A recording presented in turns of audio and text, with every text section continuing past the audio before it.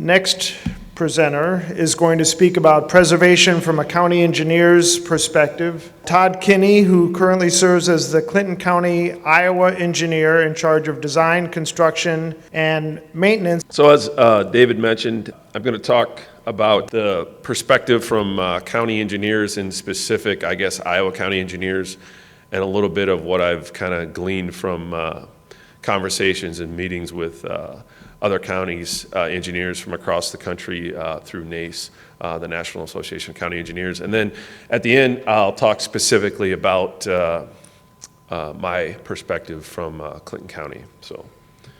And actually, I'll try and talk fast and get us back on schedule too. So the question is, where are Iowa County engineers at with pavement preservation? It's kind of a big question, but I think it's a pretty easy answer. We're pretty much all over the place. Iowa is obviously quite rural. We have some very urban and populated counties, and we also have some very, very rural and undeveloped or low population counties. So you're going to get a mixed bag of where everybody's at based on the people you have, the road miles you have, the funding you have. A lot of different aspects play into how well they're going to have a developed program. About a year and a half ago, Iowa State University did a research project funded through the Iowa Highway Research Board to look at the effectiveness of pavement preservation, and they surveyed all the county engineers. And I don't know how well you can see this, but what they did in the questionnaire, they asked basically how many have a preservation program in place, and then as a follow-up, how many people are interested in starting a program. So you can look, I don't know how many of you guys get involved with surveys, but when you can get 66 of 99 counties responding, that's really good. Actually, if you get anywhere close to 50%, that's usually pretty good. So that alone tells me they're interested in the topic. So anyway, about half said they had a program, about half said they don't. Of the 34 that said they don't, 26 said they had an interest in starting one. So that shows interest, obviously, that they think it's important and they think it's something they need to do a better job at. 8 of those people said they're not interested in starting a program, and that kind of made me scratch my head. Why not? And I think that's more of an issue with, I'm not interested because I don't have the money to do it. Not that I'm not interested in it, it's just that I know I don't have the money, I don't want to do it, kind of thing. So anyway, there's some of that mindset that as a pavement preservation champion we need to overcome. So as a continuation to that, they asked the question, how many would you consider formal versus informal? I know there's semantics there, but of the 66 that responded, 50 said they have an informal plan, or program. So if you think back to that last slide, only 28 said they had a program, but 50 said they have an informal one. So I think it's just kind of a semantics thing. I think there's some people that realize they're doing pavement preservation.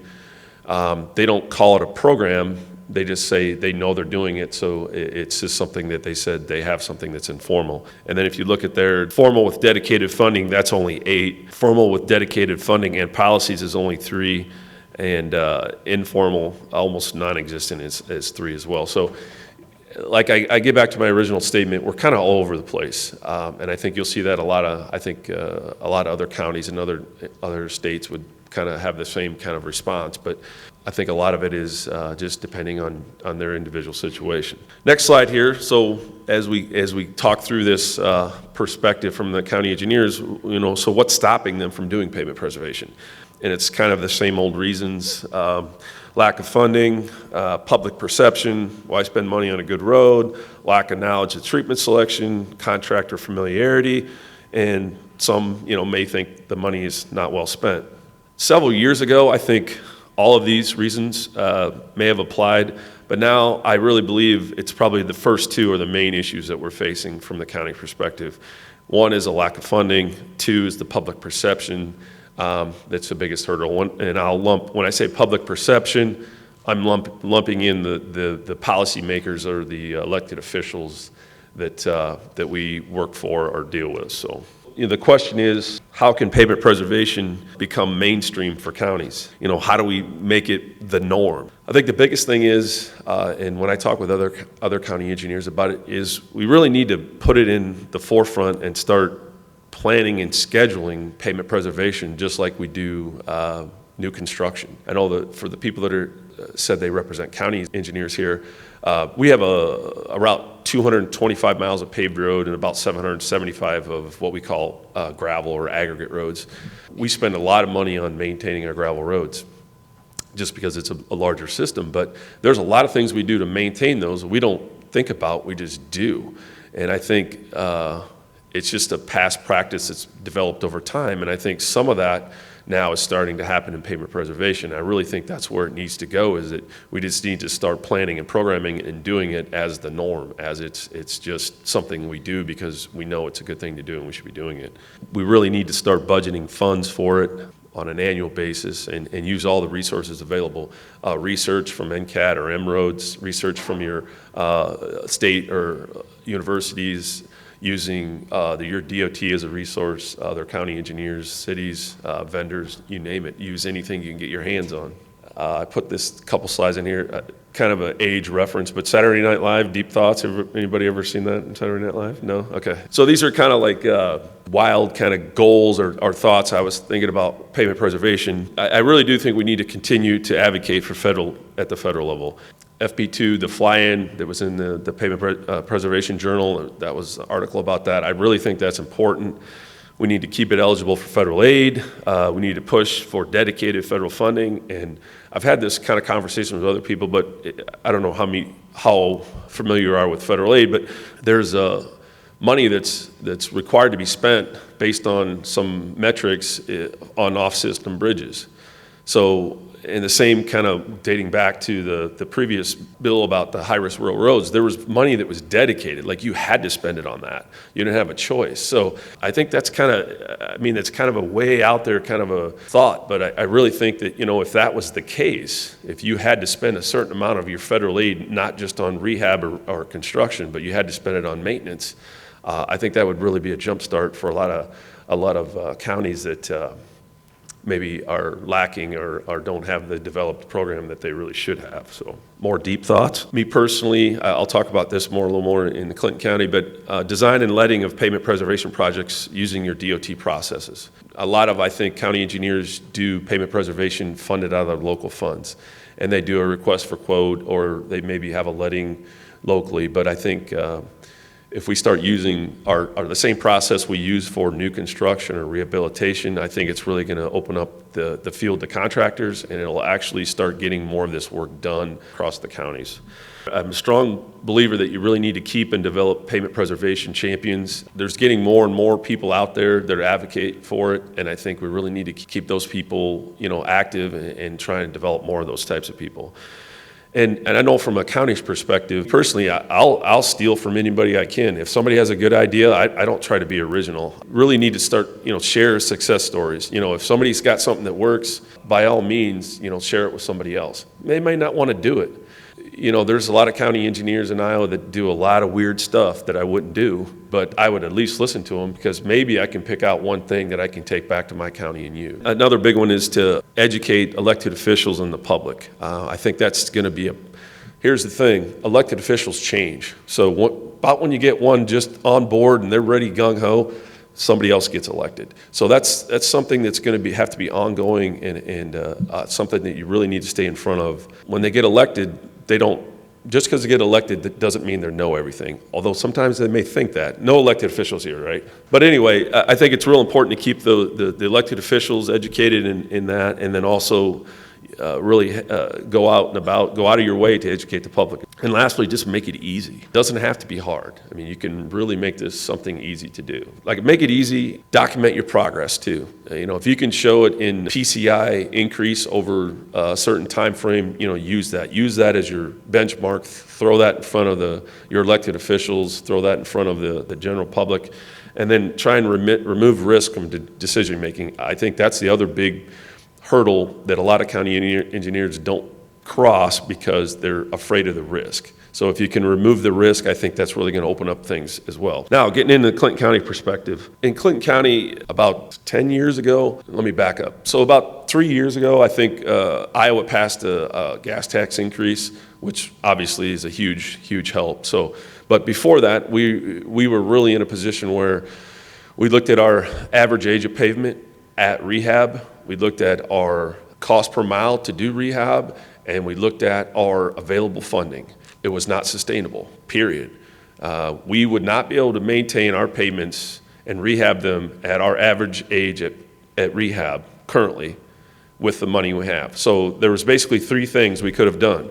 Is one, get more funding, which that's usually not an option. Two, we could let the PCI or the condition of the pavement deteriorate to a level when we could actually get to it in funding, or three, we could start doing pavement preservation. So that's really what kick-started Clinton County into that process. I guess the first thing I did was start pulling in and grabbing as much resource and documents that I could. And one of the first things I came across was this highway health check.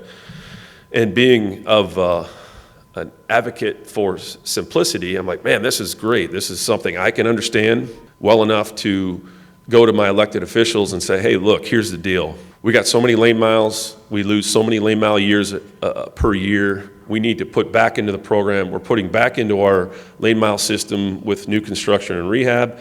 But those things are very high cost per lane mile. And the other option is we can start taking care of our system through adding more pavement maintenance. I went through this process. So we looked at, like I said, we were doing major rehab, but we always were doing crack sealing, started doing more top of the curve type treatments like your fog seals and that kind of thing. We started adding some middle of the curve, microsurfacing, slurry leveling, that kind of thing. And basically, we started putting back the lane mile years that we needed to have to maintain our system. And this was the budgeting tool too. So I basically said, here's what I want to do for pavement preservation maintenance. Here's what it's going to cost. Here's the lane mile years I'm going to add. I need to budget this much money. Really became a paradigm shift, I guess, if you will, that instead of budgeting for everything else and then maybe, if you got some money left, do some crack sealing, we really started putting pavement preservation in the forefront of our budgeting process. Basically, I could show them that pavement preservation cost at this time, I think might be a year old, the slide maybe. It was costing us about $2,200 per lane mile a year for pavement preservation and over $6,500 for new construction. So you can see where the dollar's much better spent on pavement preservation. You can't maintain your system with just new construction and rehab. So this is just a summary of that, our network size, and then the program activity. So we actually, starting in our checking account, if you will, of lane mile years, we started adding to that. So we were creating a balance, and that's really kind of where we needed to get to. Now this highway health check doesn't pick the projects you need to do or select the roads. All it does is kind of give you a snapshot of whether you're doing enough to maintain. The previous speaker kind of talked about this too, and I really kind of trying to get to a systemic type of approach to pavement preservation, where at certain year periods we're doing this, at certain years of this pavement life we're doing this, fog seal, crack seal, transverse crack leveling, microsurfacing, outside wheel path, slurry leveling, and we're working towards adding more middle of the curve type treatments. And then also I keep talking about asphalt pavements, but we also obviously do patching and that kind of thing and diamond grinding on our PCC pavements. But so really kind of just making this systemic, just like you would do for, like I mentioned, aggregate roads. I mean, there's certain things you do on those on a cycle to keep them maintained, and I'm really trying to get this pavement preservation systemic approach developed as well. And I'm a simple kind of guy. This is a AutoCAD drawing that I have my technicians update every year, and it goes in the file.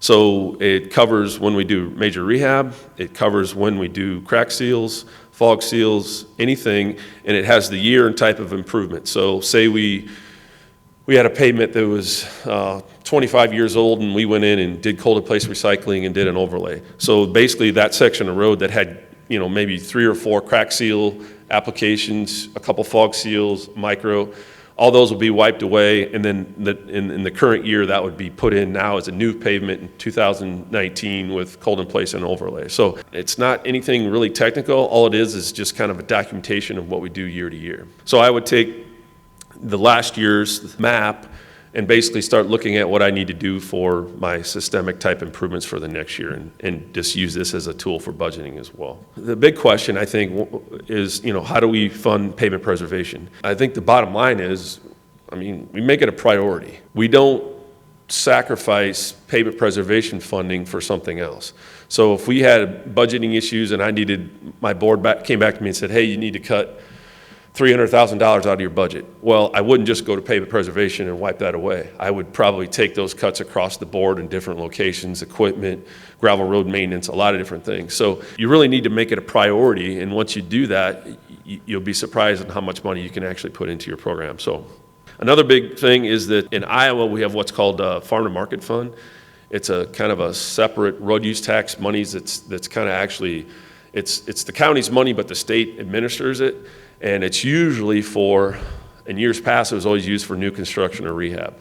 But now we've actually tapped into that, and we do a lot of probably about a third to a half of our pavement preservation budget comes out of that. We're using monies that were in years past were always basically earmarked, if you will, for new construction or rehab, and now we're starting to pull that money into our maintenance program. I think you'll see more and more of that, hopefully, especially in Iowa, once that becomes easy for them to use and to realize it's going to take time.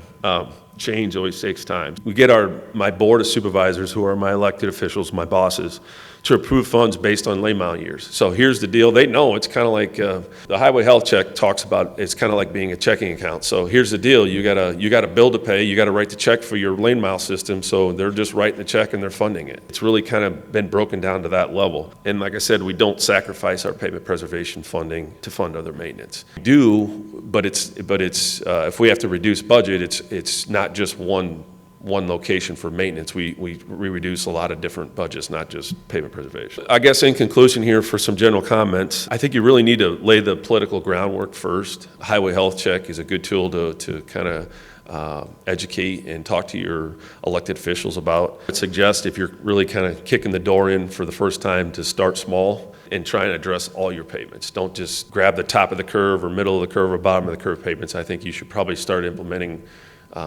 pavement preservation at all levels.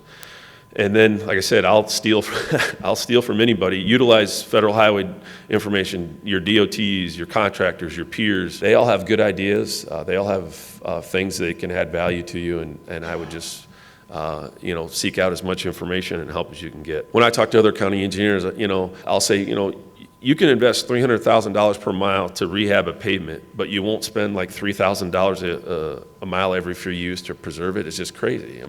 I don't understand why people wouldn't just say, yeah, we need to start spending more money on maintenance. When you sit down and start looking at the numbers, it just doesn't make any sense not to. That's my perspective, I guess, and hopefully maybe some from Iowa County engineers, and take any questions at this time. Quick question, and this may be for the next group also. Todd, you mentioned using the DOT letting process for letting projects.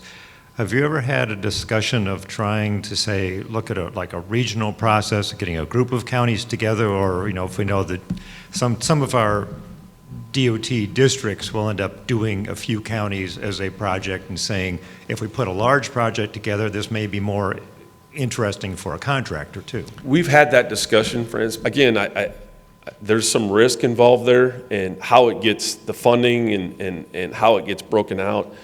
I know we've done projects jointly with another county, especially when roads obviously cross into another county. You'll do a project with it. So the framework is there. Now, whether it's new construction or maintenance, it shouldn't really matter, right? It's just doing more than two we've never really kind of done that. But I think if that happens, actually, it would probably kind of follow a process that's happening in the safety realm, where we're looking at doing pavement marking, line painting as a regional kind of letting. That hasn't been developed yet, but I think that's kind of in the works. And if that ever happens, then I could definitely see pavement preservation, hopping right in behind that and doing the same thing. I think it's a good idea. I just don't think we're quite there yet. So I had a quick question for Todd, because I know that you're very active in NACE, and you're very active in the Pavement Preservation Committee in NACE, and could you explain to the group a little bit about those activities? Where NACE is headed with that? NACE has a technical committee. It's Pavement Preservation. They're pretty active. It's probably one of the most active committees in NACE. We try and be an advocate for pavement preservation. We seek out speakers. The gentleman that just asked the question has been a speaker for us. We get NCAT. We've had Buzz Powell come talk. We get Emroads. We've had Ben Worrell come talk. We've had Iowa State University come talk. So we really want to pull in research, pull in information, and get as many county engineers and roadway professionals involved in pavement preservation. And we're active because we believe in its cause, and we really want to help our NACE members become better at pavement preservation. I don't know, is that what I guess? Join me in thanking Todd. That was great. Yeah, staff too. The preceding was produced by the National Center for Pavement Preservation. More information can be found on the web at pavementpreservation.org. Additional support provided by Michigan State University.